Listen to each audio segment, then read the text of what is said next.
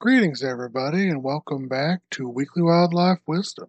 So far, I've been your host, Zero Yeti, and happy Ice Age Week. Well, belated Ice Age Week. I've been doing finals, and so this is coming up a little bit late. But yeah, it's Ice Age Europe Week yet again. And so this week, we're going to be covering 7 awesome animals that were alive during the last ice age, from the very end of the Pliocene up until the Holocene, starting with Pachylemur, also known as the giant ruffed lemur. It is an extinct genus of giant lemur which lived throughout Madagascar during the Pleistocene and Holocene epochs from around 2.5 million to as recently as 960 CE. The first remains, now known to be pachylemur, known to the scientific community, consist of 2 fragmentary subfossil skeletons that were described by French zoologist Henri Filleul in 1895, who named them as Lemur insigens and Lemur intermedius. Descriptions of other lemur species now placed in pachylemur quickly followed, including Paleocryogallus julii, Lemur julii, Lemur mazanensis, and Lemur majori. It wouldn't be until 1948 that Charles Lamberton would introduce the name pachylemur for these animals. Since 1979, pachylemur has generally been regarded as a distinct genus, but some classifications include the genus in lemur or the rough lemur genus Veracea. In 1982, in a review, Ian Tattersall recognized 2 species, Lemur insigens and Lemur julii, yet did not regard pachylemur as a distinct genus or even subgenus. However, more recent in-depth analysis in 2011 proved that these specimens warranted a separate genus from lemur, and thus pachylemur was revived, with 2 valid species, P. insigens and P. julii. Pachylemur resembled the living ruffed lemurs, but was 3 or 4 times larger, with an estimated body mass of 10 kilograms or 22 pounds for P. insigens and 13 kilograms or 29 pounds for the larger P. julii. Compared to ruffed lemurs, pachylemur sported a more robust body, larger and sharper teeth, and fore and hind limbs that were nearly equal in length, and therefore it was likely to be a slow and deliberate climber. However, both used hind limb not suspicion, suspension to reach fruit on small branches below them. Based on dental wear, it was known that pachylemur was primarily a fruit specialist and likely played a significant role in the seed dispersal of various trees throughout Madagascar. Pachylemur was a stable member of several Madagascan ecosystems for several million years. However, shortly following the arrival of humans at around 350 BCE, their population, like that of many of Madagascar's megafauna, went into decline.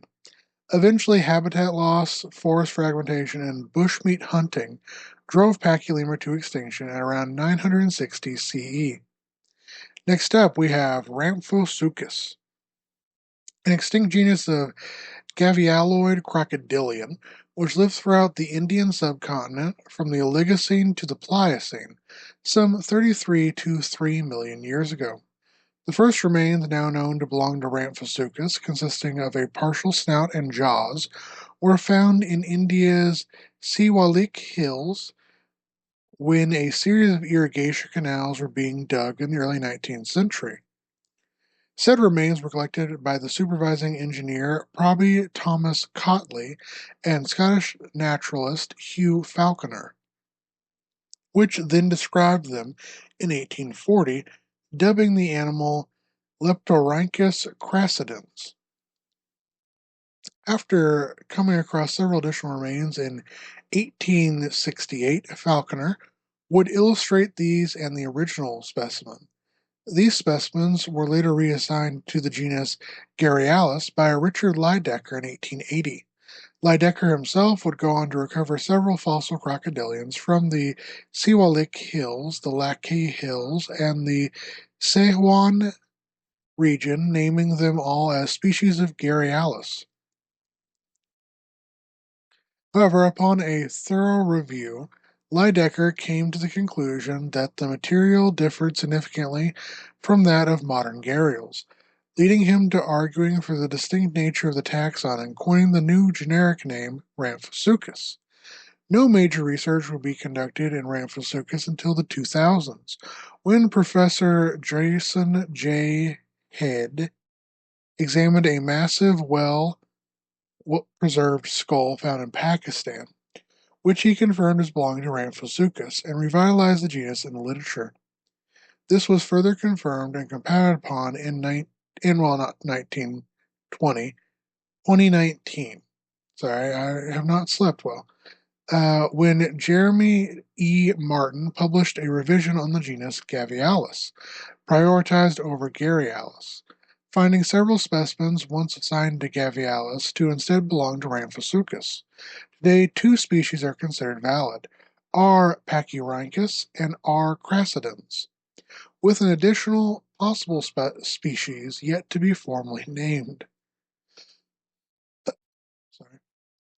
Reaching some 20 to 36 feet, or 6 to 11 meters, to possibly up to 49 to 59 feet, or 15 to 18 meters in length, Ramphosuchus was considered to be one of, if not the largest crocodilian to ever live, only being rivaled by some similarly sized crocodilians in the form of Purosaurus and Dinosuchus. Ramphosuchus were large-bodied crocodilians possessing an elongated set of narrow jaws, typical of gavialoids. However, unlike gharials, Ramphosuchus sported more heterodont dentition and stronger jaws, suggesting that they ate a much greater range of prey. Their diet likely consisted of fish, birds, and other reptiles, as well as various mammals. Coleopterus is an extinct genus of forest raccoon terror bird, which lived throughout South America from the middle Oligocene to late Pleistocene, some 30 million to 96,000 years ago. The first known remains of Coleopterus, consisting of a fused ankle and leg bone, were recovered from the Santa Cruz Formation in Argentina in 1891 by scientists Moreno and Mercerat, who named and described the animal as Coleopterus bachmani, meaning Bachman's bare wing in ancient Greek. Around the same time, Moreno and Mercerat found remains of a similar yet slightly larger and distinct creature they named Coleopterus lemonae. Since then, several additional specimens, including some mostly complete skeletons, have been recovered, and today 4 species are considered valid, being P. bachmani, P. lemonae, P. colzecus, and P. affinis, with P. bachmani and P. affinis reaching just 2.3 to 2.6 feet, or 70 to 80 centimeters tall, and around 11 pounds or 5 kilograms in weight, and P. colzecus and P. lemonae reaching around 3.3 feet or 1 meter tall and 18 pounds or 8 kilograms in weight. Coleopterus was one of the smallest forest rockets, and in many ways Coleopterus resembled the still living Sarama, but with a heavier build, smaller wings, and a larger head. It is believed that due to its smaller body size, larger wings, and stronger arm muscles compared to other forest rockets, Coleopterus could have likely flew, albeit in a short, somewhat clumsy fashion. In life, Coleopterus would have inhabited grasslands, forests, and coastlines, where it fed upon reptiles, small mammals, and other ground-dwelling birds. Next up, we have Diprotodon, an extinct genus of diprotodontid marsupial, which lived throughout Australia during the Pleistocene period, some 1.7 million years ago to 40,000 years ago. The first known remains of Diprotodon, consisting of an assemblage of bones from a variety of individuals, was discovered by farmer George Rotkin in 1830 whilst he was exploring the Wellington Caves of New South Wales, Australia. This would be the first major site of extinct Australian megafauna uncovered, though at the time it was thought these were remains of dugongs, whales, elephants, hippos, or rhinos.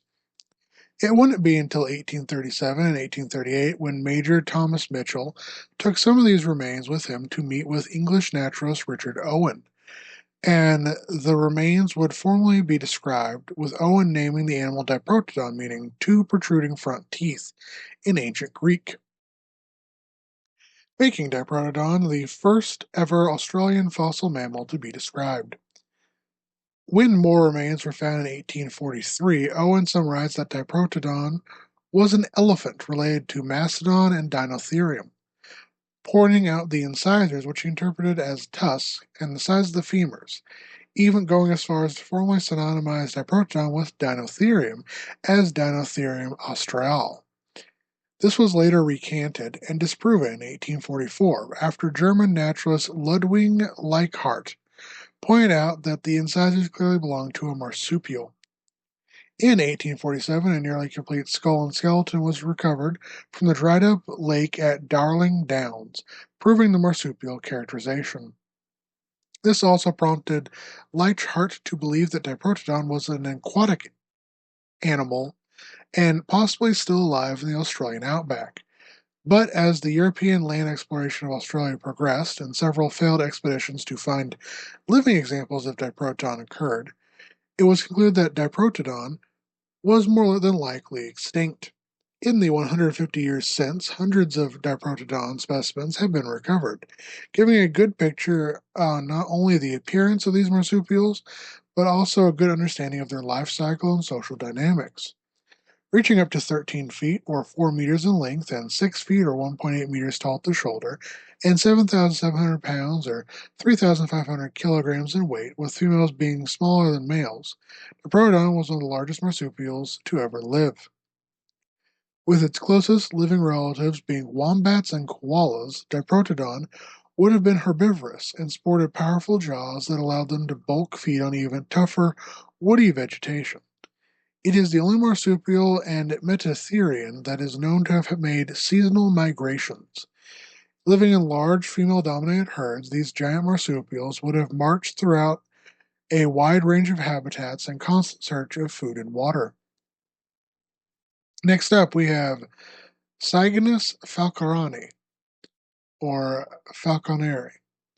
It is an extinct genus of very large swan which inhabited the islands of Malta and Sicily during the Middle Pleistocene, from around 500,000 to 20,000 years ago.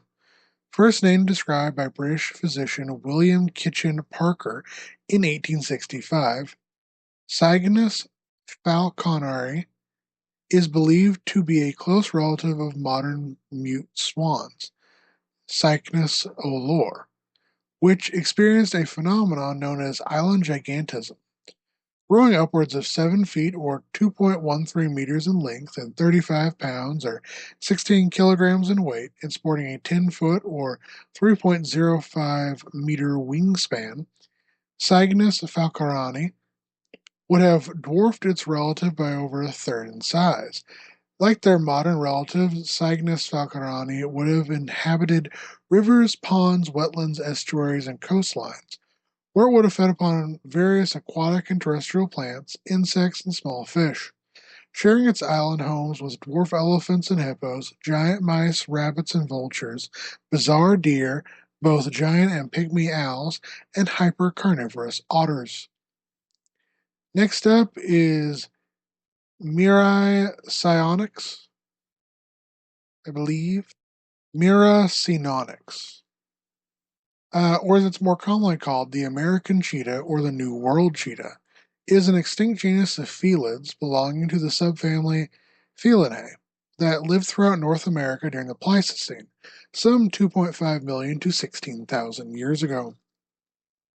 The first known fossils of Miracinonyx, consisting of several teeth, were found at Port Kennedy Bone Cave in Pennsylvania in the 1880s. These would be examined by paleontologist Edward Drinker Cope, who originally considered them to be related to the spotted hyena. and described the material as Crocuta inexpectica in 1895. However, in 1899, he reclassified the specimen as Unica unexpectica, considering them to be closely related to the snow leopard. More complete fossil material was recovered from deposits and similarly aged rock in Maryland and Arkansas, where in 1941 American paleontologist George Gaylord Simpson found them all to belong to the same animal, one he considered to be more closely related to the cougar, Puma concolor, naming the animal as Felis Puma inexpectica.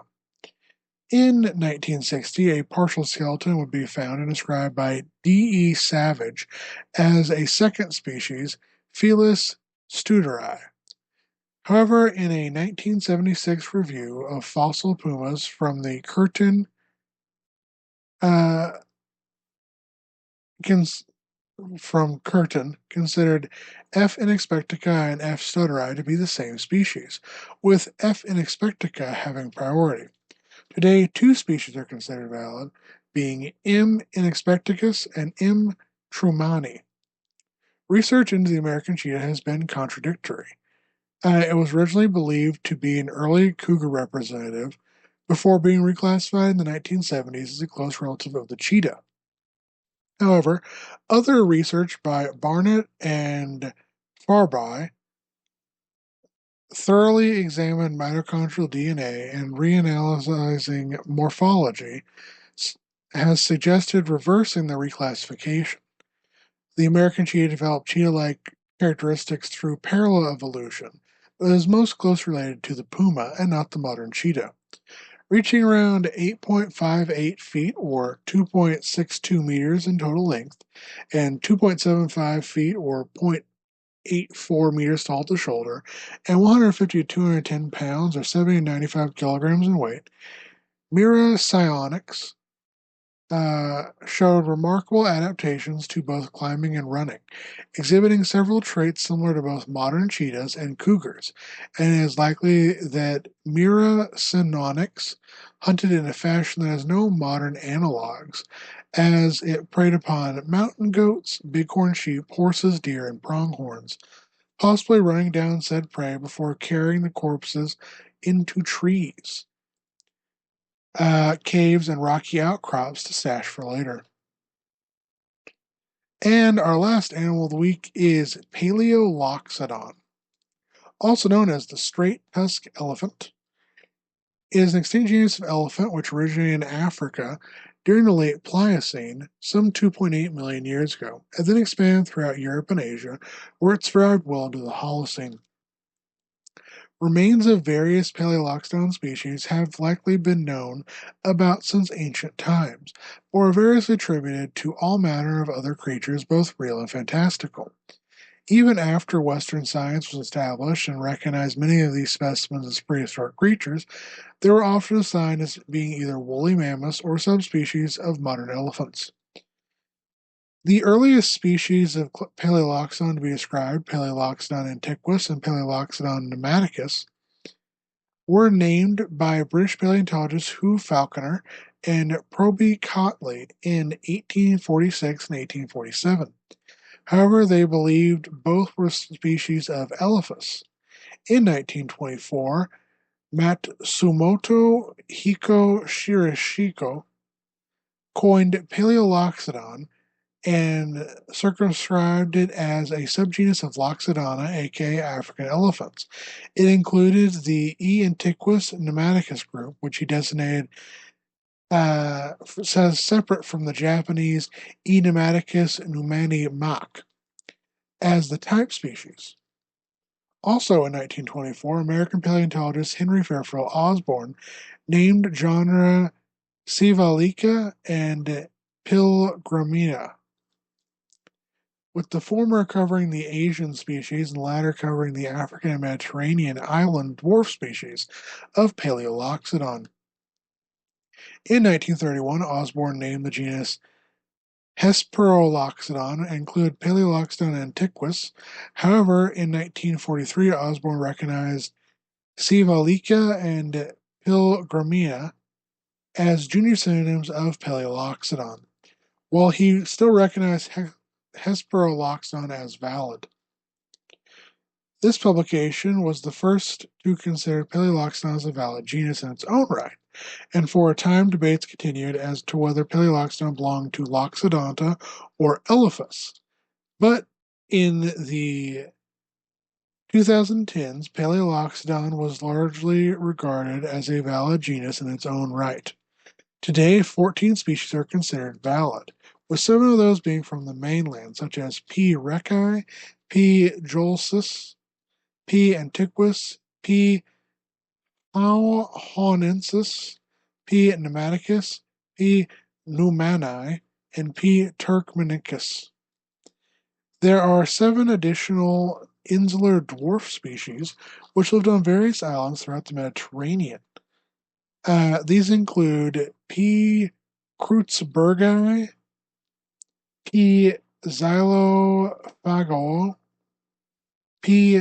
cryptotis, P. lomolenoi, P. tilinensis, P. imnodriensis, and P. falcaroni. Species of Paleoloxodon vary widely in size, with adults of P. recci, P. antiquus, and P. hauhonensis growing substantially larger than living elephants at around 13 feet or 4 meters tall at the shoulder and 29,000 pounds or 13,155 kilograms in weight. P. pneumaticus from India has been proposed to reach 17 feet or 5.2 meters tall and 49,000 pounds or 22,226 kilograms in weight, making it a contender for the largest land mammal to ever live, rivaling the paraceratheres in size. In contrast, some of the island dwarf species were the smallest elephants known. The smallest species, P. cryptotis and P. falcaroni, only reached around 3.3 feet or 1 meter tall at the shoulder and weighed less than 550 pounds or 250 kilograms as fully mature adults. Ironically, many of these dwarf species would outlast their larger counterparts, as whilst the mainland species went extinct between 44,000 and 24,000 years ago, several of the insular species persisted into the Holocene, with P. cryptotis on the island of Cyprus living until some 10,000 BCE, and P. tilinensis probably surviving on the island of Tilos until as recently as 1500 BCE. As always, take care to my guys, gals, and non-binary pals. Hope you enjoyed this Ice Age Week video.